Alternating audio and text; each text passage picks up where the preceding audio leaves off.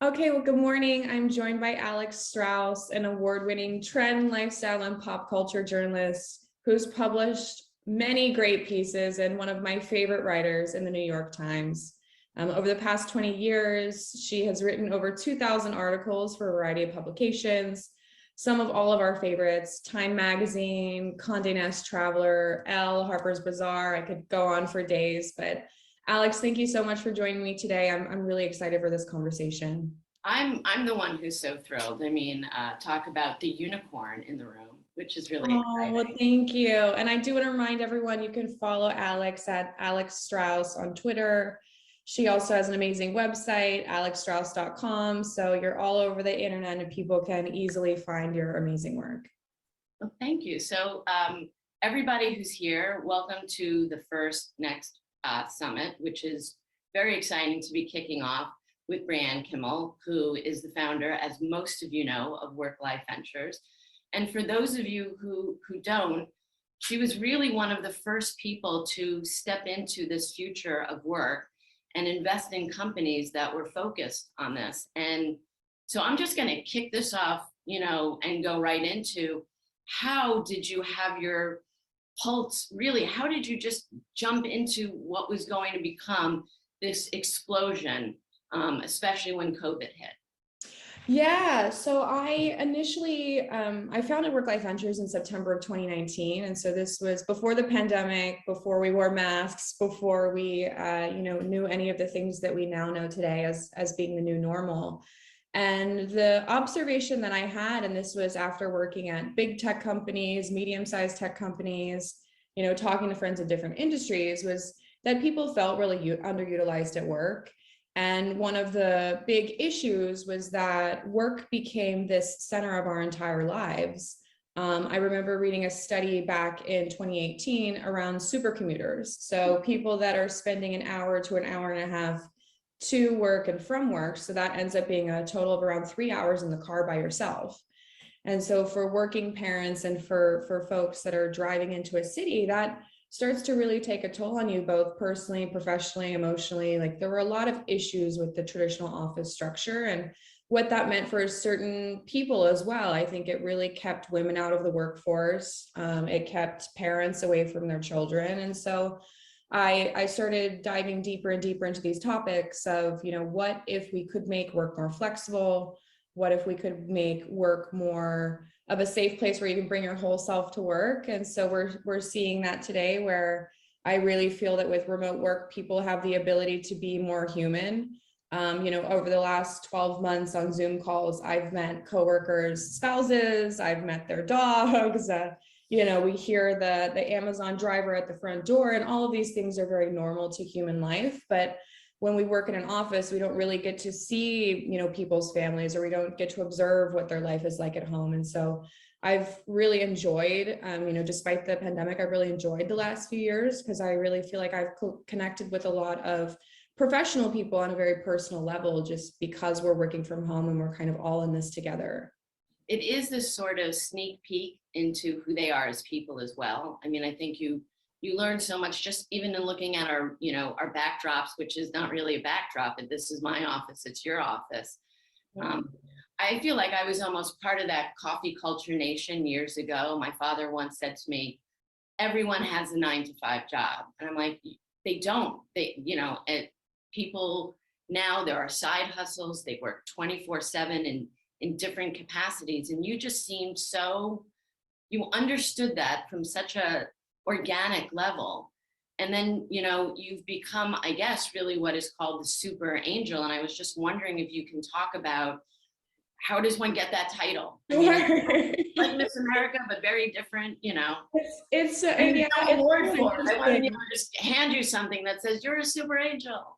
Yeah, it's so interesting. I mean, going back to a recent global event, I'm watching Serena Williams play tennis, and it's such an important history in women's history and Black women's history. Like, this is absolutely history in the making, and it will be in books moving forward. And at the end of her tennis match, she says she's, retiring and to focus on being a venture capitalist. I'm like, what's going on, and how do we help more people like Serena become super angels? I was fortunate. I had been working at a number of tech companies, so I was exposed to software and software literate. I do know how to code. I started using tools at work and seeing software startups as they were, getting off the ground. And so initially I was writing very small checks out of my savings. So I would meet an interesting company, or we started using a tool at work, and I would say, that seems really interesting. I wonder who's building this thing. I wonder who works there. I wonder how big this could become. And so I started asking really simple questions as a person that worked in technology and was also very curious about technology. And then fast forward to today, I'm part of this amazing cohort of self-taught venture capitalists who are really in it for the right reasons. I would say if you look at our portfolio, the majority of companies we've invested in have at least one, many have two female founders. Majority have been, immigrants who did not go to an Ivy League school. And so I think across the board, no matter how you cut the data of the companies we've invested in, we're investing in very good people who didn't come from a life of privilege, who really want to change how people work. And so I feel very fortunate to be in that position. I look at Serena Williams or the Chainsmokers or all of these new folks that have an insane wealth of knowledge, and now they're applying that to helping startups. And I think that's really special. And I think that's really important, because I look at the companies that we see on TV today. I was watching TV last night and saw a ton of Airbnb ads. And so, Airbnb started out as and a way for the founders to really kind of build this modern hotel, starting with air mattresses and other people's homes. And it started out as something that didn't make sense. And, my parents nor I would ever think about probably staying in someone else's home, with that person present or on an air mattress. But now we're seeing this whole world where, my grandmother recently went on a trip on Airbnb because she enjoys camping, and there's now, nice glamping options. And so I think it's become this world-changing phenomenon, and actually an important part of remote work, where we're now seeing people no longer rent an apartment, and they're living on Airbnbs in different cities for 30 to 60 days at a time. And so I think these things that start out as a really crazy idea can actually become a critical part of how we change the world. And we're seeing that with Airbnb, as people are able to live and work from different cities or different countries in ways that they couldn't have done before. Is that part of the new trend? Or if you wanted to talk a little bit about some trends that you are seeing, what would those be? Yeah, it's interesting. I'd say the first year and a half of the pandemic, companies went into panic mode. I think in a lot of ways. I think everybody. Yeah, everyone went into panic mode. As an employer, employees are figuring out, well, now that we don't have an office, what should our benefits look like? Should we be helping our employees pay for their groceries? Should we be helping them offset some of the costs, knowing that not everyone has the same level of privilege? So should we start covering part of their rent or part of their mortgage? We invested in a company called which was started by the CEO of Evernote, and he's now working on a new tool for remote teams. And with his company, they decided, well, we're not going to tell you how to spend, your that extra cash, your benefits. We're just going to give you an extra $800 a month if you want to go to the gym, if you want to see a therapist, if you want to pay for your groceries, do whatever feels right for you. Because we're no longer paying for an office, and we shouldn't pocket that money. We should give that back to our employees. That's so rare, though, and so generous. And I wonder if that's also part of this shift that you're seeing, is that there's the people who really will stand out are the ones who are really taking a personal look into who their employers are and who's really stepping up and still being part of the company. We see this firsthand. I spend about 60-70% of my week actually calling and convincing engineers, designers, folks to join the companies that we've invested in. I think it's really important as an investor to meet every person on the team, so they know who you are, so they know why you invested. So, if they ever have issues, or if they are looking for a mentor, they know they can call me, and I can connect them to people that can help them throughout their career. And I think that's incredibly important. What I will say is it's been really challenging for folks that are fresh out of school. So the early 20 somethings that have never, worked in an office, they've never worked in a corporate environment. So they're less versed on some of the specifics of the day-to-day and what's required. But, for them, it's been hard to figure out where they want to work, because on a company's careers page, most of them look the same. The job titles are kind of the same. The descriptions are the same. They're like, we're not really sure, apart from maybe, does this website look cool, or have we heard something about the founder? They don't really have a good read on what working there is going to be like, without that office, which was sort of this grounding force, where if you got an internship or a job at Google, you knew you were going to be on a campus, you knew there were 3 meals a day, you knew all of these services, and that became part of the excitement. And so I do think companies need to get creative with how they think about these remote work benefits, or how they really differentiate, because it's not clear on a lot of their websites. I also wonder now, is that part of why your next step feels like creating these communities and in the spaces that you've started to open up and to look into, and the different neighborhoods that you're almost investing in itself? Yeah, absolutely. Yeah, absolutely. And this all, I think the best startups always come from ideas that the founders wish existed in the world. And so for me, as soon as there was a second vaccine, I started hosting dinners, block parties, in New York, San Francisco, and Los Angeles. The goal was really just to bring people together. Like, there's a lot of people working from home. I started hearing from a lot of friends that have kids, where if the kids are on Zoom and you're on Zoom, and you're trying to coordinate schedules, like, there were a lot of parents that were just ready to get out of the house.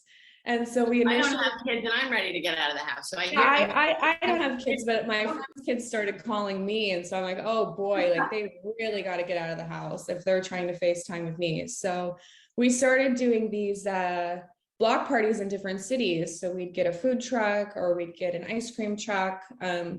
There was a day, after I think it was 3 weeks after the second vaccine came out, I'm like, I wonder what it would take for us to get an ice cream truck. So I started calling around the city. We actually rented a whole ice cream truck, and just invited about 60 people, and over 300 showed up. And so we felt like, wow, there's this real demand for people to meet other people. A lot of them were work at a tech company, but were working remotely, or they had switched jobs during the pandemic, so they didn't really know people at their new company, and Slack didn't really feel like the right format to make a new friend. And so we continued to keep hosting these events. We did a series of dinners, and those were a bit more salon style, with a writer or a journalist, or someone to really guide the conversation around the future of work. And then we did these large scale, more fun block parties, food trucks, things like that, just to bring people together.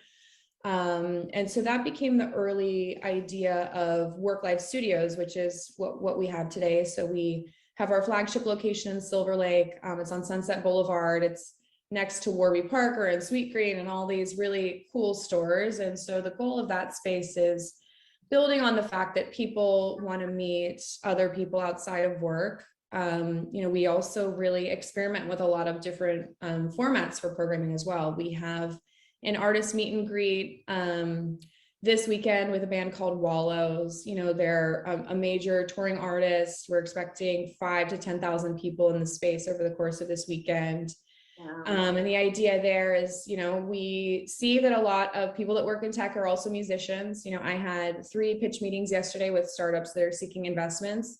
I noticed 2 out of those 3 had musical instruments in the back. So back to you can see what people are like on Zoom by the objects they have behind them. And so as I had mentioned to them, one opportunity came inbound because they're a huge fan of Wallows. So they had saw that we're hosting, and they're like, I'd love to know who this Work-Life is and what they're about. And the other one was like, I would love to come because, I am looking to meet other musicians. I'm looking to get out of my house. I want that opportunity. And so I find that having a physical location and testing different formats and inviting different groups of people to the space has been really helpful for me personally. That's something that I wanted coming out of the pandemic. And it's been awesome for founders that are really heads down building and trying to get their idea off the ground. They still want to meet people and make new friends. And so it's been a great opportunity to deliver both of those things. You're like a live dating app for people. Yeah.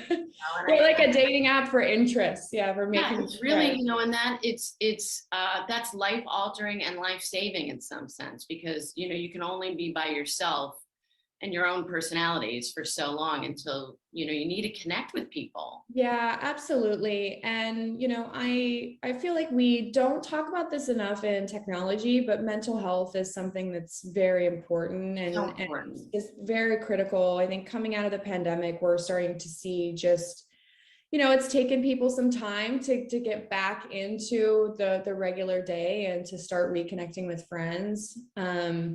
I talked to a startup yesterday that's building Alcoholics Anonymous for the modern age. And, the statistics are not trending well. It was a very hard few years at home. And whether you had a pre-existing addiction or whether you developed a new one, there's a lot of people who are hurting right now. And so I think having this space where we're not shoving curriculum down your throat, we're not making it corporate, it's not a co-working space, it looks nothing like WeWork, it's simply a place for people to come together and hang out. And I don't think there are enough places that aren't bars to really just come and hang out. And so we find we get a lot of really interesting creative people that would never join a WeWork or are just looking for more of a social space to hang out. And it's free and it's designed around artists and creative people that want to host in our space. So there's no membership fee as well.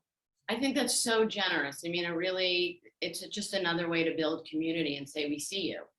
Yeah. We're supporting you. And we had done a couple of pieces about the ever-growing concern of addiction and what was happening while people were at home, and that happy hour that happened all the time, because they were right there in the liquor cabinet. They didn't have to go somewhere. Do you feel this part of what you're creating is this future of work? Do you want to just talk a little bit about how you actually see the future of work? Yeah, I do. I think there's a lot of new terminology that's been created. Some companies or some individuals want to be remote only. I think this remote only concept, it works very well for software engineers or for individuals that can work fully independently. I have a couple of friends who are copywriters or screenwriters or creatives. And, I think aspirationally, they would love to be this work from home only. I think what you find is like working from a coffee shop, going for a walk, grabbing lunch with a friend, all of these social interactions actually feed into your overall creativity and inspire new ideas. And so I'm not one to believe that isolation is ever a good thing. I think if you take the model of think weeks, I think that's awesome. I try to do one once a quarter where maybe I go to Palm Springs or I go to Lake Tahoe, or if I'm in New York, I just stay in a cute place in Brooklyn. And it's nice to just like have a week where you're dedicating it to a certain topic or a certain idea. But that being said, I think we're going to see this world where it's a little bit of in person and it's a little bit at home, depending on your working styles. We've been spending a lot of time really investigating. We've run a couple of surveys to people that work in technology around what working from home has been like. And the interesting insight was people just miss their coworkers, and you can't really change that. If I were starting work today in my early 20 somethings, I would probably move to New York and I would probably work at a company that has an office. And the reason being, like, those are important friendships that you make in your early days. And those are friends that you can call when things start to get hard later in your career. And, that's harder to really build those relationships without those in-person interactions. I just am not a huge fan of only meeting people on Zoom. And I think Slack is more limited to company updates. It's hard to really be vulnerable over Slack. It's very, very hard because there's no connectivity. It's real, but it's not.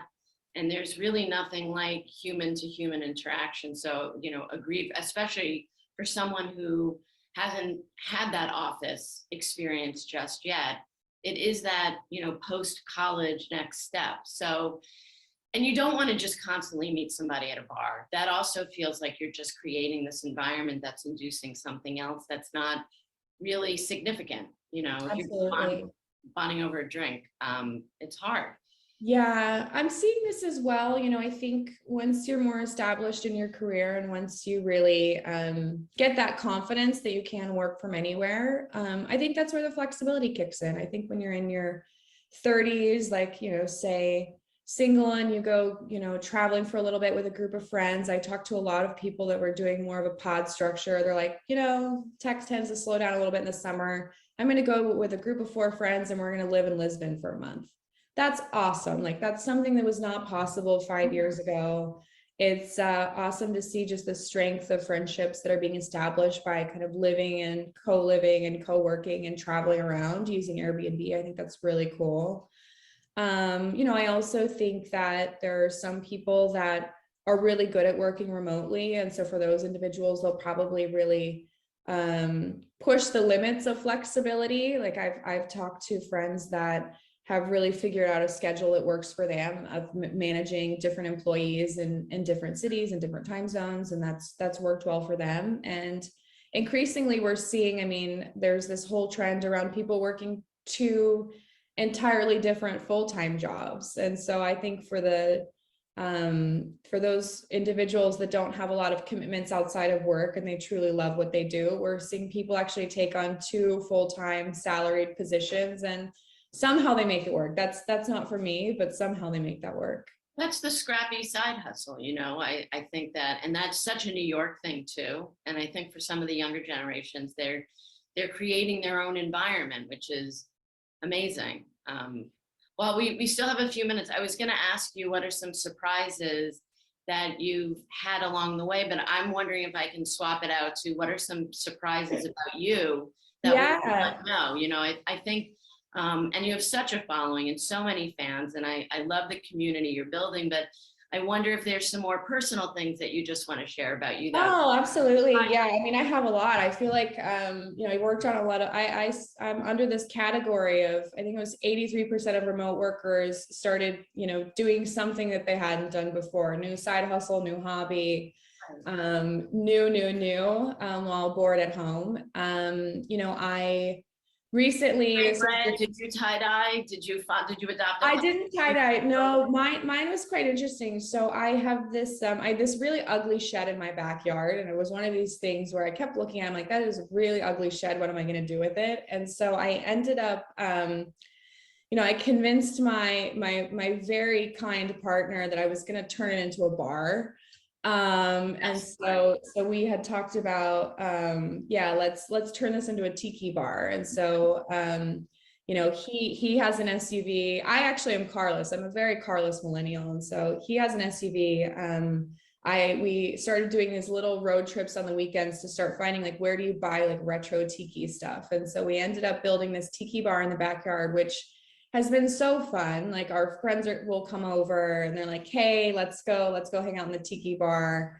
You know, we have these like cute popsicles that our friends' kids just absolutely love. And so, yeah, I've been kind of dabbling in interior design, and, you know, I think Work-Life Studios kind of came right after building the tiki bar, where I'm like, okay, now when I see a space and I think it's not quite what I want it to be, I know how to build something around it. And so with Work-Life Studios, this was a awesome, very like serendipitous situation where I split my time between New York, San Francisco, LA. Last week I was in Boston. I feel like the life of a super angel is you have to fly wherever founders are and people are building from anywhere.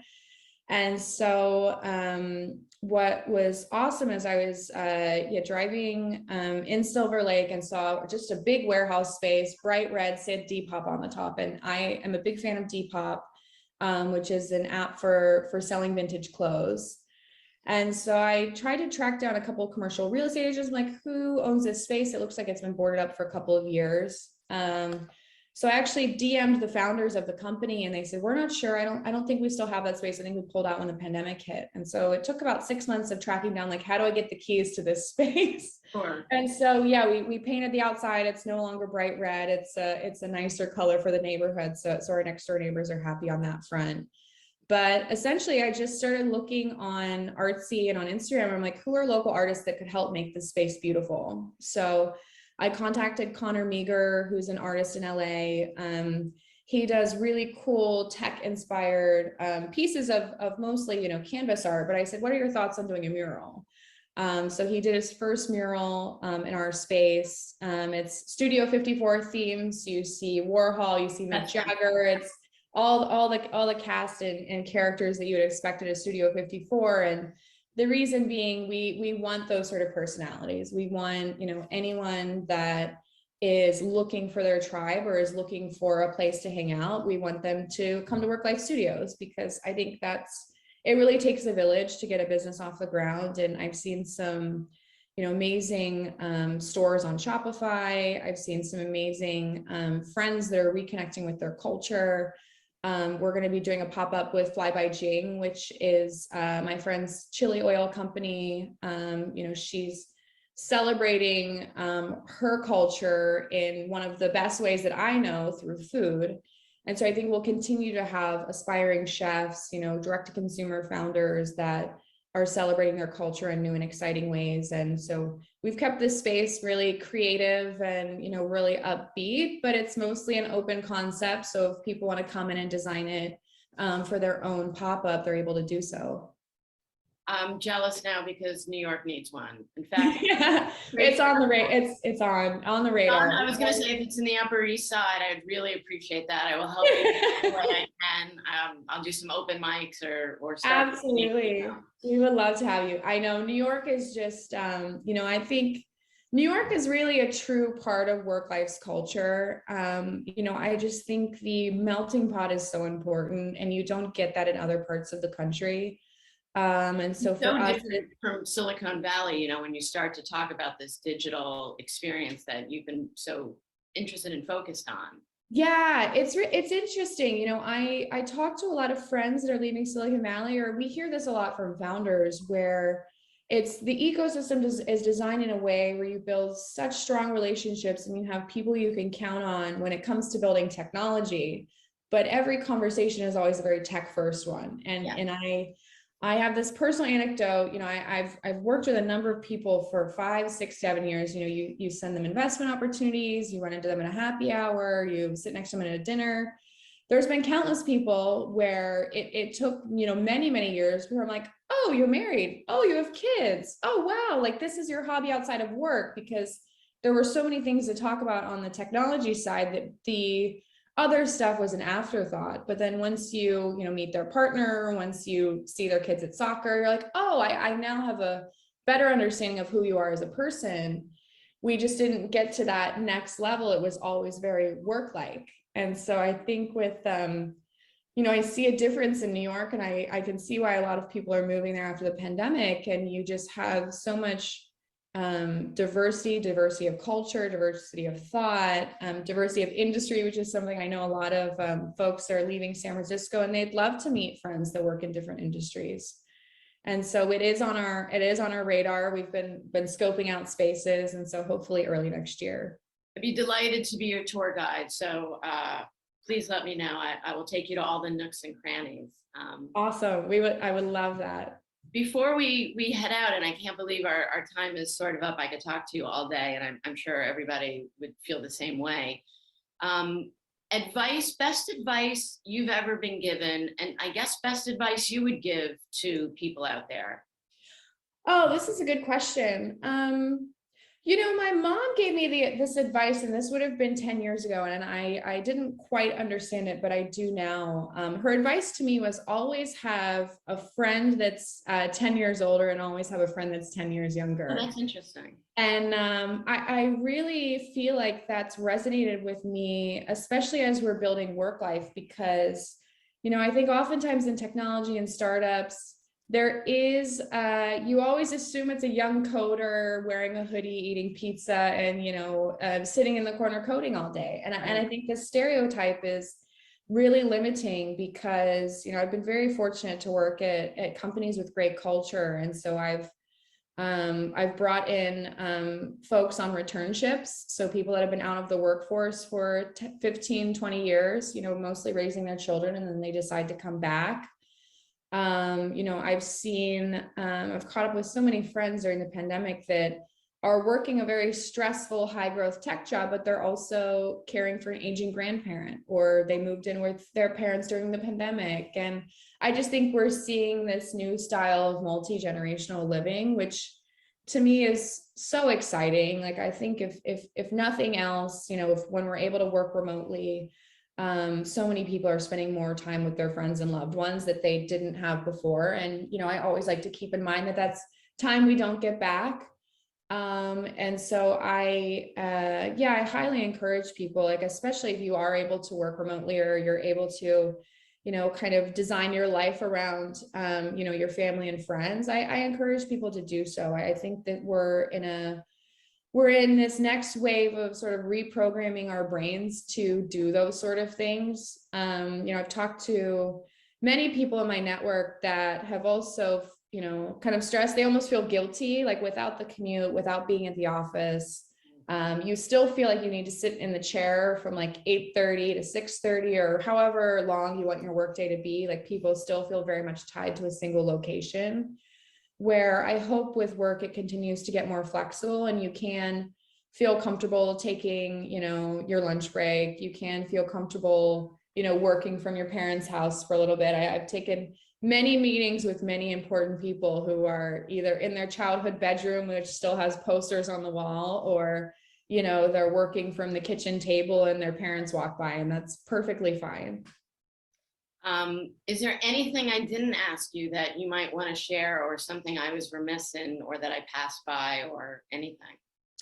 Well, in the spirit of things that you've written about, I'll tell you how I spend my Sunday. Yeah, please. I would love to. I'd love to hear about. So yeah, I'll tell you how I spend my Sunday. It does vary depending on which city I'm in, but now that we have this space open, we've been doing a lot of pop-ups with local artists. And so usually on Sundays, we'll either do, a clothing swap. We'll have a couple of artists come in and have more of a sale that's open to the general public. I find, for me personally, long before we had Work Life Studios, I find a lot of inspiration, and I can switch off if I'm kind of wandering around. This is why I feel very much like a New Yorker at heart. I have to go to a farmer's market. I have to go to a vintage fair, or I have to go out and just run into people. I think that's something that I need to feel inspired. And so now that we have this space, we're trying to recreate a lot of those sort of serendipitous moments. Sure. We also chose Silver Lake for this first location because there's already a farmer's market outside on Saturdays and Sundays. There's already a clothing market. And so that's kind of already there. But I've really been making more of an intentional effort to just kind of switch off, wander around, and, see if I can meet new people. Which is a lovely way to, thread community, and yet your personal desires and who you are and what you stand for. So it's all great. You're so artistic in so many different areas. And I think also that's what's coming through for so many people, that there is this creativeness, and there is this place to be artistic and still, have a business, run a business, have both lives a little bit. Yeah. So you're definitely, the icon and the unicorn of that kind of stuff. So this was really just so lovely. And I think both of us would just like to thank everybody who tuned in, and we hope that you'll stay with us for the rest of the day. There's an amazing lineup coming to you folks. So for the new people, welcome. For the old people who are already familiar with everything Brianne is doing, just stay with us and enjoy the day. And thank you for sharing your time with us. Yeah, thank you so much for joining us too, Alix. It's been awesome catching up with you. Thank you.